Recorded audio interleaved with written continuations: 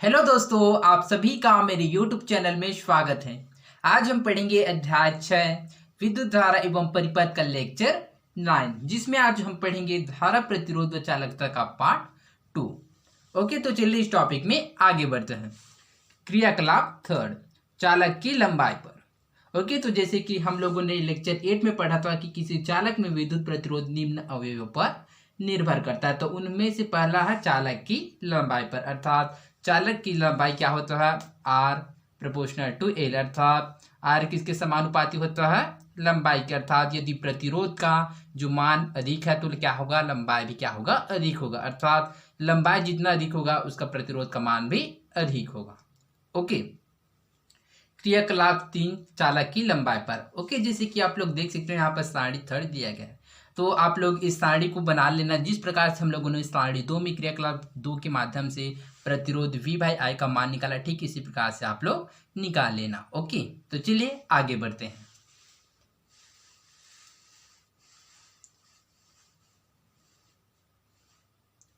उसके पश्चात है चालक तार के अनुप्रस्थ काट के क्षेत्रफल पर। तो हम लोगों ने देखा था कि जो चालक के जो रेजिस्टेंस अर्थात जो प्रतिरोध होता है वह अनुप्रस्थ काट के क्षेत्रफल के क्या होता है, व्युत्क्रमानुपाती होता है। अर्थात R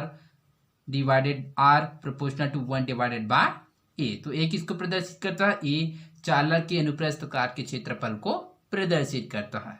ओके, यदि चालक के अनुप्रस्थ काट के क्षेत्रफल का मान अधिक होगा तो रेजिस्टेंस अर्थात प्रतिरोध का मान कम होगा। यदि प्रतिरोध का मान अधिक होगा तो अनुप्रस्थ काट के क्षेत्रफल का मान कम होगा। क्यों? क्योंकि ये दोनों के क्या होता है, विपरीत होता है। ओके, तो चलिए आगे बढ़ते हैं। चालक तार के पदार्थ की प्रकृति पर। तो चलिए आज हम लोग पढ़ेंगे कि जो किसी भी पदार्थ के जो रेजिस्टेंस जो प्रतिरोध होता है वह चालक तार के पदार्थ की प्रकृति पर किस प्रकार से निर्भर रहता है। तो चलिए इसके बारे में पढ़ते हैं। नाइक्रोम कापर स्टील के समान लंबाई व मोटाई की तार ले। ओके, तो सबसे पहले क्या लेंगे, नाइक्रोम कापर स्टील के समान क्या है, समान लंबाई एवं समान मोटाई के तार लेते हैं। एक एक करके परिपथ में जोड़े और सारणी 3 सतह में भरे। ओके, तो जैसे कि हम लोगों ने सारणी थर्ड में देखा था, उसमें अ ब स करके लिखा गया है। तो उसमें इसको क्या करते हैं, अवलोकन को भरते हैं। किस तार का प्रतिरोध सबसे अधिक है व किस तार का सबसे कम। ओके, तो जैसे कि आप लोगों ने इसका प्रयोग किया होंगे तो आप लोगों ने पता चल गया होगा कि किस पदार्थ का जो प्रतिरोध सबसे अधिक होता है और किसका कम। प्रायोगिक कार्य करने के पश्चात आप पाएंगे कि प्रतिरोध R proportional to L, R समानुपाती किसके, L के। समीकरण नंबर 1, जैसे कि हम लोगों ने पहले ही देखा था कि जो चालक के जो रेजिस्टेंस या प्रतिरोध होता है वह लंबाई की क्या होता है, समानुपाती होता है। अर्थात लंबाई बढ़ने से प्रतिरोध भी बढ़ता है। R समानुपाती 1 डिवाइडेड बाय ए। ओके, तो चूंकि जो R होता है वह किसकी, ए के व्युत्क्रमानुपाती होता है। यदि R का मान अधिक होगा तो ए का मान कम होगा और ए का मान यदि अधिक है तो R का मान कम होगा। क्यों? क्योंकि एक दोनों के क्या होता है, अपोजिट होते हैं। मोटे तार के अनुप्रस्थ काट का क्षेत्रफल पतले तार से अधिक होगा। ओके, तो जो मोटे तार का जो अनुप्रस्थ काट का क्षेत्रफल होता है वह पतले तार से अधिक होगा। कैसे? तो चलिए इसको समझते हैं। जैसे कि ये क्या है, मोटे तार का क्या है, एक चालक है। ओके, जैसे कि क्या लेते हैं, एक मोटी तार लेते हैं तो इसका जो अनुप्रस्थ काट का क्षेत्रफल, मतलब यहाँ ये जो सिरे वाला जो भाग होता है और यहाँ पर एक पतले तार के लेते हैं, तो इसमें आसानी से हम लोग देख सकते हैं कि किसका जो अनुप्रस्थ काट का क्षेत्रफल अधिक है, तो किसका, मोटे तार का।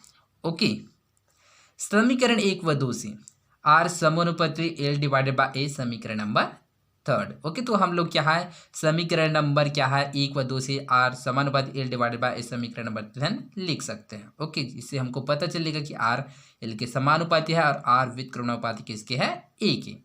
अथवा R equal rho L divided by A, समीकरण नंबर 4। ओके, तो इस समानुपाती की स्थिरांक को हम लोग हटाने के लिए यहाँ पर रो का उपयोग करते हैं। ओके, यहाँ पर जैसे कि P जैसे आप लोगों को दिख रहा है, ये क्या है, रो है। ओके, इसकी याद रखिए है, ये है रो। यहाँ रो आनुपातिक स्थिरांक है जिसे चालक की विद्युत प्रतिरोधकता या रेजिस्टिविटी कहते हैं। ओके, तो यहाँ पर जो रो है वह क्या है, आनुपातिक स्थिरांक है। ओके, जिसको चालक का प्रतिरोधकता या रेजिस्टिविटी कहते हैं।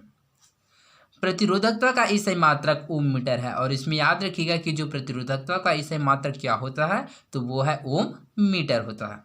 यह किसी पदार्थ का अभिलाक्षी गुणधर्म होता है। ओके, तो ये जो पदार्थ की क्या होता है वह अभिलाक्षी गुण होता है।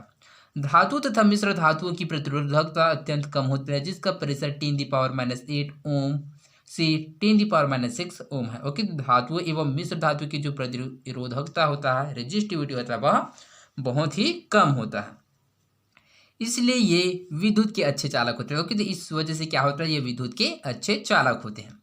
शुद्ध धातुओं की प्रतिरोधकता ताप वृद्धि पर बढ़ जाती है और ताप कम होने पर कम हो जाती है, परंतु मिश्र धातु जैसे नाइक्रोम, मैग्नीज आदि की प्रतिरोधकता ताप पर निर्भर करती है। यदि ताप बढ़ेगा तो क्या होगा, नाइक्रोम, मैग्नीज अर्थात इसका भी क्या प्रतिरोधकता बढ़ेगा, किंतु यदि ताप कम होगा तो इन मिश्र धातु की जो ताप है वो भी कम होगा, अर्थात ये ताप पर डिपेंड करता है।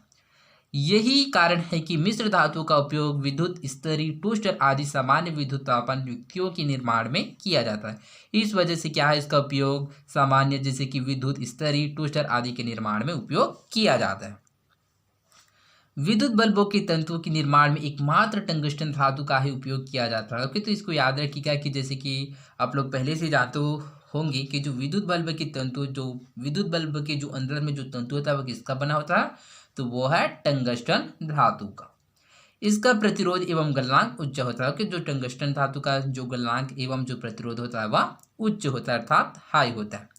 कॉपर तथा एल्यूमिनियम का उपयोग विद्युत संचरण के लिए उपयोग होने वाले तारों के निर्माण में किया जाता है। जैसे कि आप लोग सामान्य देख सकते हैं कि जो घरों में या फिर जो अधिकतर क्या है उपयोग होने वाले तार है वो किसके बने होता है, कॉपर तथा एल्यूमिनियम का, ताकि इसमें से क्या है विद्युत का संचरण आसानी से हो सके। किसी पदार्थ की विद्युत प्रतिरोधकता उसकी लंबाई व अनुप्रस्थ काट के क्षेत्रफल पर निर्भर नहीं करती, अर्थात जो पदार्थ की जो विद्युत प्रतिरोधकता होता है, जो रेजिस्टिविटी होता है, वह उसकी लंबाई एल एवं अनुप्रस्थ काट के क्षेत्रफल ए पर निर्भर नहीं करता। ओके, केवल पदार्थ की प्रकृति पर निर्भर करता है। ओके, किस पर निर्भर करता है, केवल पदार्थ की प्रकृति पर ही निर्भर करता है। यदि हम ऐसा तार लें जिसकी लंबाई एकांक हो तथा जिसका अनुप्रस्थ काट का क्षेत्रफल भी एकांक हो, जैसे कि हम लोग किसी लंबाई का एकांक अर्थात 1 हो तथा जिसका अनुप्रस्थ काट का क्षेत्रफल भी 1 हो, अर्थात एकांक मतलब क्या होता है 1, तो चलिए हम लोग एल जिसका लंबाई एकांक हो तथा इसका जो क्षेत्रफल भी हो, अनुप्रस्थ काट का क्षेत्रफल भी हो क्या है, एकांक अर्थात 1 हो। तो चलिए देखते हैं, तो अब प्रतिरोध R इक्वल क्या होगा, rho L divided by A. तो चूंकि एल इक्वल 1, ए इक्वल 1 होता है, तो इस प्रकार से इसके वैल्यू को पुट करते हैं, तो 1/1 अर्थात 1, तो यहाँ पर हुआ R इक्वल रो। अतः एकांक लंबाई तथा एकांक अनुप्रस्थ काट क्षेत्रफल वाले तार का प्रतिरोध ही उस तार की प्रतिरोधकता कहलाता है। तो प्रतिरोधकता किसे कहते हैं, तो इसमें याद रखिएगा कि एकांक लंबाई तथा एकांक अनुप्रस्थ काट क्षेत्रफल वाले तार का प्रतिरोध ही उसका क्या कहलाता है, प्रतिरोधकता कहलाता है। विद्युत प्रतिरोधकता किसी वस्तु की चालकता की व्युत्क्रमानुपाती होता है। ओके, तो जो विद्युत प्रतिरोधकता क्या होता है, तो उसके व्युत्क्रमानुपाती होता है। जैसे कि विद्युत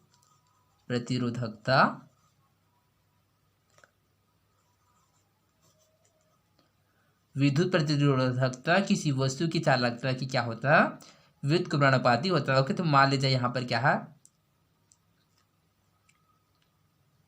इक्वल 1 डिवाइडेड बाय चालकता।